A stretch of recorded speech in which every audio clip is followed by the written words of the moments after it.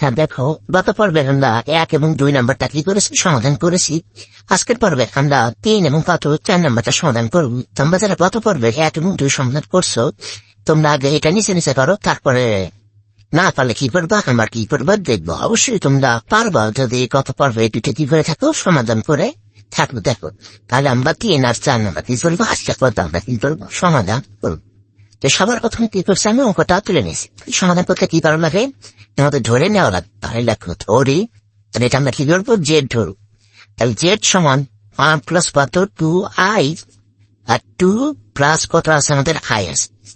তাহলে এই স্কোয়ার আছে, তাহলে এই স্কোয়ারটা দুটার পুরি দেওয়া আছে, তাহলে সমতা করে দেওয়া যায় 1 প্লাস 2i।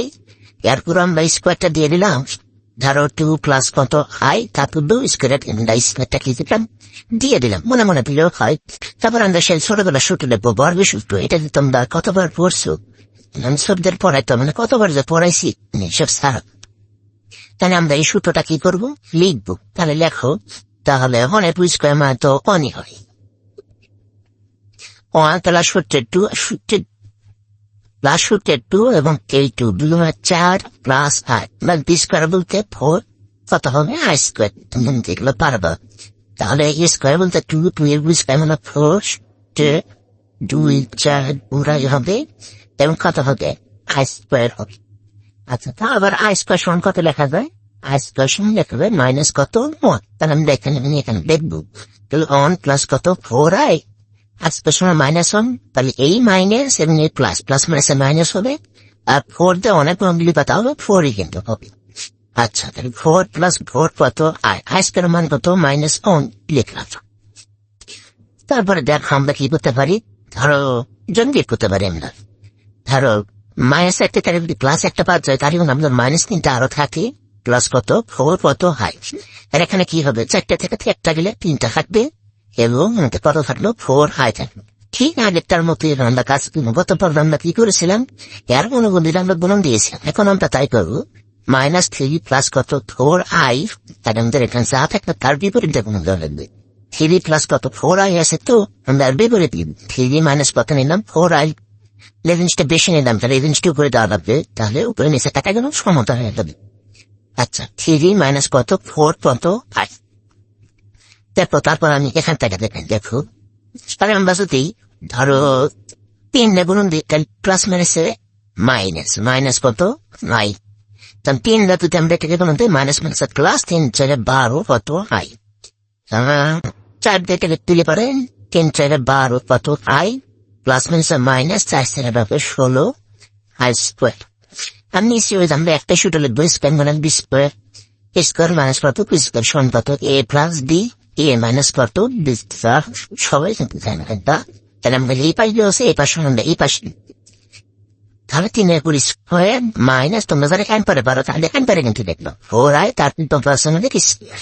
তাহলে যোগ বিয়োগ করো তো, তাহলে -9 সংখ্যাতে একটাই আছে, 12টাই আরো 12টাই, মোট হলো আমাদের 24টা।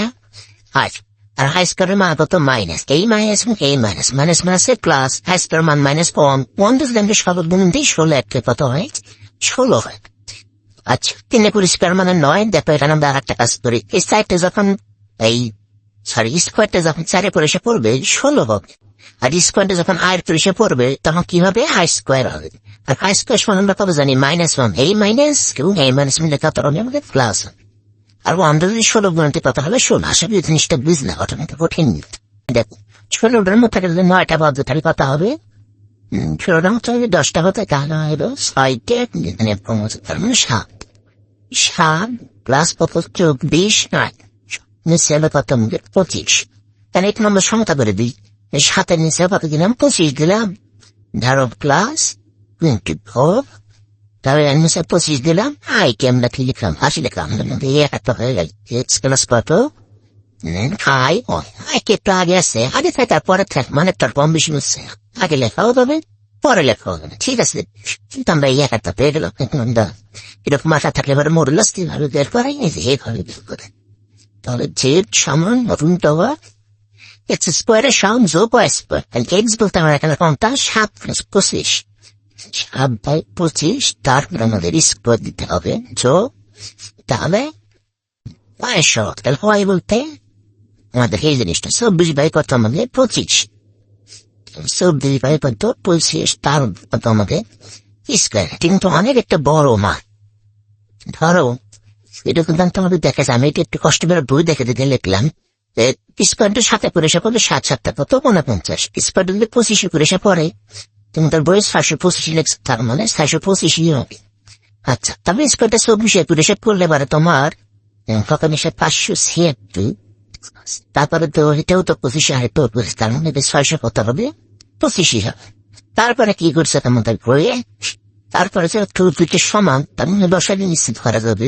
625 যদি রসায়ন করি তাহলে 49 যোগ 625 মিলাই গেল 500 কত হয় আমাদের সিএম।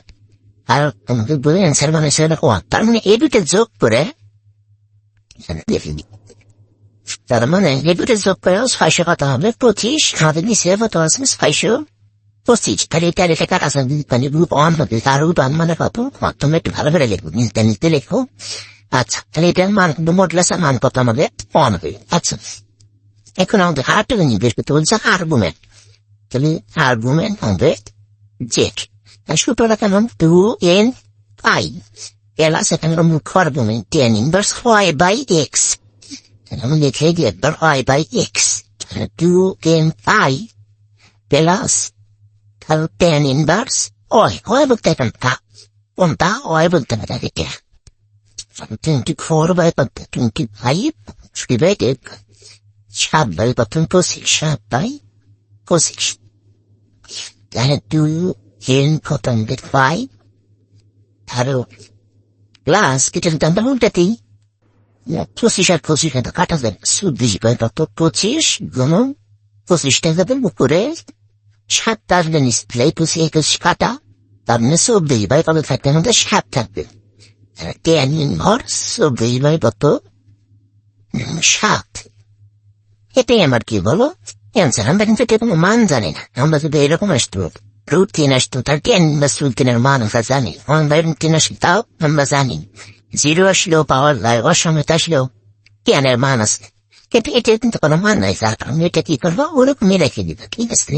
আচ্ছা, তাহলে এটাই আমার কি অ্যান্সার। আচ্ছা দেখো, আমরা 4 নম্বরটা সমাধান করি। 4 নম্বরটা কেমন দেওয়া আছে, তাহলে 4 নম্বরটা দেওয়া আছে 1 প্লাস কত সাইন আলফা ইন্টু আই কস কত আলফা। আজকে এটা আমাদের দেওয়া আছে, তাহলে এটা আমরা হাগের মতো করে নিই। তাহলে তাহলে Z 1 plus sine alpha plus I কত কস, মোটরাস বের করো, মোটরলা জেড পাওয়ার। তাহলে এটু কিন্তু আমাদের এখন এক্স হিসেবে কাজ করবে, আর এটু করতে হবে ওয়াই হিসেবে কাজ করবে, আই তো আছে।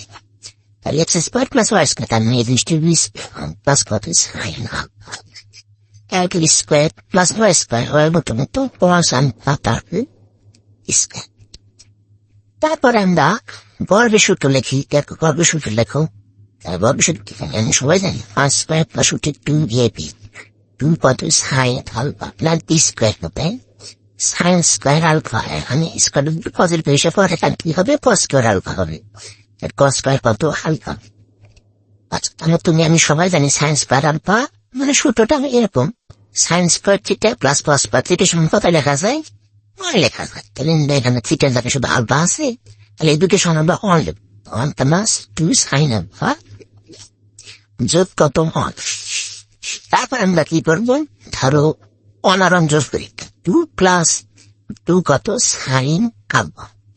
তারপর তোমাকে বই আর একটা কাজ একটু জোর করে ঢুকছে, আমরা করলাম, এখানে অ্যান্সার দিলে হইতো 1 প্লাস কত লিখছে 2 যদি কমন নেই, তাহলে কথা হবে সাইন আলফা। এটাই হচ্ছে আমাদের কি মডুলাস বা পরম মানে অংশটি। এখন আমরা কি করবো, এখন আমরা আর্গুমেন্টটা বের করবো, তাহলে আর্গুমেন্ট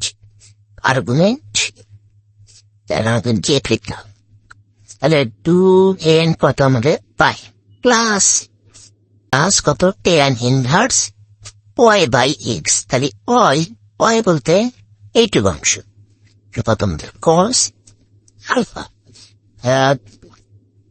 x বলতে কত 1 প্লাস কত সাইন আলফা, লেখা সূত্রে লিখলাম। লেখার পরে দেখো তো আমরা কিন্তু এরকম তো মান জানি টেন হিন্দার্স, ধরো এখানে অনুপাত থাকে, এরকম অনুপাতের কোন আমরা মান জানি, আমরা কিন্তু এরকম জানি না। আমরা জানি হলো টেন জিরোর মান, টেন 1/√3 মান, টেন 45 মান, এরকম কিন্তু আমরা জানি। √3 তারপরে অসংখ্য এরকম মান জানি না, এরকমই কিন্তু হবে। এরকম থাকলে পরে আমরা একটা মান লিখতে পারি। কিন্তু এখানে তো আমাদের বজাল পাস হাই নাম্বার থাকে গেল, অনুপাত থাকে গেল। অনুপাত থাকলে কি আমাদের এরকম কোনো মান আসবে না? তার মানে এই অঙ্কটা পড়তে সর্বপ্রথম আমাদের কি পার লাগবে? এই অনুপাত রাখা যাবে না, সাইন অনুপাত, পজ অনুপাত এগুলো রাখা যাবে না। তাহলে এই অনুপাত আমরা কিভাবে কাটবো? এই কাটার জন্য আমাদের সামনে দেখতে হবে। আমরা কিন্তু জানি যদি আমাদের টেন ইনভার্স আমাদের আসেই, আমরা যদি কোনো কারণে এটা আমরা টেন আনতে পারি, তাহলে টেন আর টেন ইনভার্স কাটা যাবে, ঠিক আছে না? তাহলে এটা কাটা গেল। আচ্ছা, তাহলে অনুপাত কাটা গেল। তাহলে আমরা এই জিনিসটা কিভাবে এখান থেকে আমরা টেন আনতে পারি? আমাদের তো ইনভার্স আছেই, আমি শুধুমাত্র এখান থেকে টেন আনার চেষ্টা করি। তাহলে আমরা কিন্তু ছোটবেলা একটা সূত্র জানি যে আমাদের টেন থিটা সমান লেখা গেছিল এরকম, উপরে হলো সাইন থিটা, আমাদের কি থেকে কস থিটা। কিভাবে sine theta by cos theta থাকলে আমরা কি লিখতে পারি?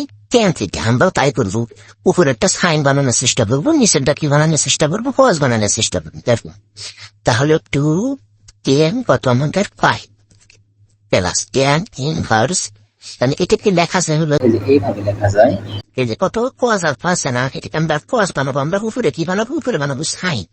তাহলে সাইন এই যে π/2 মাইনাস কত থিটা, থিটা হিসেবে কত আছে? আলফা। এভাবে কি করা যায়? লেখা যায়। কারণ 90° চেঞ্জ করলে পারে সাইন হয় আমাদের কি কস হয়। আচ্ছা, তারপরে নিচেরটা কেমন হবে? 1 প্লাস নিচে আমাদের কি লাগবে? কস। তাহলে কস কত হবে? 5/2 মাইনাস কত? আর এটি একটি সেকেন্ড ব্র্যাকেট ফেরত পারে, তার এটা সম্পর্ক। আচ্ছা, সাইন কসটাকে সাইন লিখলাম, সাইনটাকে কত লিখলাম? কস লিখলাম। এরকম অনুপাত দিতে আমরা 90° চেঞ্জ করি, তার মানে কোনো কি হয় না, কম বেশি হয়। তাহলে সাইন π/2 মাইনাস আলফা সমান যেমন কস আলফা লেখা যায়, আবার কস আলফা সমান সাইন π/2 মাইনাস কত আলফা, এভাবে কি করা যায়? লেখা যায়। এগুলো অনুপাত কিভাবে চেঞ্জ হয় তুমি যদি এই সম্পর্কে আরো ভালোভাবে জানবে চাও, তাহলে ধরো আমি লেকচার দিয়েছিলাম, ধরো ক্যালকুলাস 1-এ, ধরো চ্যাপ্টার 3-এতে, 3B-তে, তারপরে 6, এই 3টা চ্যাপ্টারে আমি অনুপাত সম্পর্কে লেকচার দিয়েছিলাম মুখের মধ্যে। কিভাবে সাইন থেকে কস লেখা যায়, কস থেকে সাইন লেখা যায়, কখন প্লাস আসবে, কখন মাইনাস আসবে, মানে খুবই ভালোভাবে আলোচনা করেছিলাম। আমি যদি এখানে দেখাইতে চাই, কমসে কম তোমার 20 থেকে 30 মিনিট সময় লাগবে। আর 20 থেকে 30 মিনিট যদি আমি এই অংশটা দেখাতে চাই, তাহলে ভিডিওটা কত বড় হবে দেখো। অনেকে দেখবেই না, আমার লাইনে চলে গেছে ভিডিওটা। আমি শুধুমাত্র একটা মনে রাখবো যে 90° কি করা যায়? চেঞ্জ করা যায়। আচ্ছা, তাহলে আমরা টেন আনবো, তো তাহলে সাইন বাই কস হয়ে গেল। আচ্ছা, তারপরে আমাদের কি করা লাগবে? 2 পাই প্লাস কত? Ten inverse. আমরা একটা সূত্র লিখবো। কেমন সূত্র লিখবো? সূত্রটা হলো এরকম, ধরো মেইন সূত্রটা হচ্ছে এরকম, সাইন 2 দিয়ে কতবার শিখেছি তোমাদের এগুলা। সাইন 2 এর সমান লেখা যায় 2 সাইন এ ইন্টু কত কস কত এ লেখা। একটা জিনিস লক্ষ্য করো, যখন এখানে 2টাই এ থাকে, তখন আমরা সূত্রটা লেখার সময় এখানে অর্ধেক হয়, 2 এর অর্ধেক কত? একটা করে, তাহলে কে আর কত হচ্ছে কি আছে। তাহলে আমাদের দেখো তো কেমন দেওয়া আছে, সাইন আমাদেরকে 2 দেওয়া আছে, 2তে দেওয়া নাই, সেটা তো থিকে দেওয়া আছে। থিকাটা কি দেওয়া আছে? π/2 মাইনাস কত? আলফা। আচ্ছা, তাহলে এখান থেকে কি হবে? 2 সাইন কত কে বলতে এখানে তো আসি একটা, তাহলে একের অন্তর কত? আচ্ছা, আমি যদি এই জিনিসটা খারাপ করে দেখাই, ধরো কিভাবে দেখাবে, এরকম থাকতো, ধরো সাইন, ধরো কে, তাহলে আমরা সূত্রটা কেমন লিখতাম বলো তো? 2 সাইন আছে তো একটা, তাহলে একের অর্ধেক, মানে একের অর্ধেক, তাহলে 1 বাই কত? 2 কস বাই কত? সবসময় অর্ধেক, এরকম। এবারে 2টা থাকে, একটা করে হয়, আমার যদি একটা থাকে তাহলে একের অর্ধেক হয়। এভাবে হলো সূত্র। তাহলে আমার এই জিনিসটা আছে, তাহলে এই জিনিসটা মনে হয় একটাই তো আছে, তাহলে অর্ধেক হবে। তাহলে অর্ধেকের জন্য আরো নিচে 2 আসবে, তাহলে ওই 2 আর এখানে 2টা গুণ হয়, তার মানে π/4 হবে, নিচে 2 আসতেছে, তাহলে আমাদের কত হবে? 2 হবে। আসলে এই জিনিসটা আমরা বুঝতে পারতেছি। আচ্ছা, তাহলে কিন্তু আমি এই জিনিসটা খাইয়ে দিব। তাহলে ধরো সাইন, ধরো 5/4 মাইনাস আলফা বাই কত? 2। আচ্ছা, আর নিচেরটা কি করবো আমরা? নিচেরটা ধরো 1 প্লাস কস এই সূত্রটা, আর আমার সূত্রটা হলো এরকম, ধরো 1 প্লাস কস ধরো 2, এটা সময় লেখা যায় হলো, আর এটা দুইভাবে লেখা যায়, কজের ভিতরে লেখা যায়, সময় সাইনের ভিতরে লেখা যায়, সাইন দেওয়া লেখা যায়, নিচে কস লাগবে লেখা যায়, আর 2 কস স্কোয়ার এ লেখা যায়, এটা হবে সূত্র। 1 প্লাস কস 2 এ থাকলে এখানে যদি দুইটাই এ থাকে, তাহলে এখানে কি লেখা যায়, একটাই লেখা যায়। তাহলে আমাদের কেমন দেওয়া আছে, আমাদের দেওয়া আছে 1 প্লাস কস, এটা মনে করো যে খালি একটাই, তাহলে আর অর্ধেক নেওয়া লাগবে, তাহলে অর্ধেক নিতে গেলে আরো একটা 2 আসবে, হাফ আসবে, ওই 2টা কিন্তু আমরা এটিকে গুণ দিব, তাহলে কত পাবে আমাদের 2 কস স্কোয়ার ধরো অর্ধেক, তার মানে 5/4 মাইনাস কত পাবে, কত হবে 2 হবে। আশা করি জিনিসটা বুঝলা। এই কয়টা জিনিস আমি কতবার মানে বুঝাইছি, মানে হিসাব ছাড়া এখানে তো ক্লিয়ার হয় না, বুঝতেছি না। আশা করি জিনিসটা বুঝলাম, কিন্তু কঠিন না।